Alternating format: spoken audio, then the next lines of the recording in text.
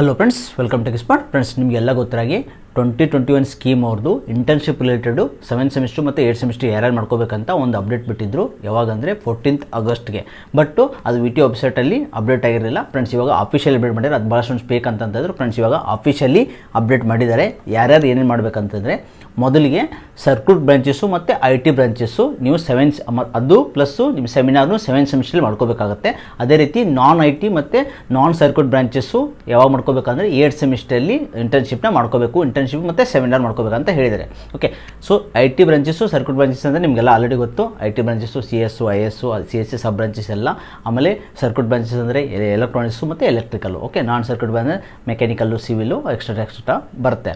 Okay, so ಇದು official update ಬಿಟ್ಟಿದ್ದಾರೆ friends. Internship ನಾವೇ ಕೊಡ್ತಾ ಇದ್ದೀವಿ. ಆಲ್ ಬ್ರಾಂಚಸ್ಸು ಅಂದರೆ ನಿಮ್ಮ ಸಿ ಎಸ್ಸು ಮತ್ತು ಇ ಸಿದು ಎಲ್ಲ ಬ್ರಾಂಚಸ್ದು ಕೊಡ್ತಾ ಇದ್ದೀವಿ. Embed system, IoT, machine learning, data science, full stack up development ಎಲ್ಲ ಕೊಡ್ತಾ ಇದ್ದೀವಿ. ಡಿಸ್ಕ್ರಿಪ್ಷನ್ ಕೊಟ್ಟಿದ್ದೀನಿ, ಚೆಕ್ ಮಾಡ್ಕೊಳ್ಳಿ. ಓಕೆ, ಲಾಸ್ಟ್ 4 ಇಂದ ನಾವೇ ಕೊಡ್ತಾ ಇದ್ದೀವಿ. ಓಕೆ ಫ್ರೆಂಡ್ಸ್, ಇದೇ ರೀತಿ ಅಪ್ಡೇಟ್ಗೆ ನಮ್ಮ ಚಾನಲ್ ಸಬ್ಸ್ಕ್ರೈಬ್ ಮಾಡ್ಕೊಳ್ಳಿ. Thanks for watching guys. Please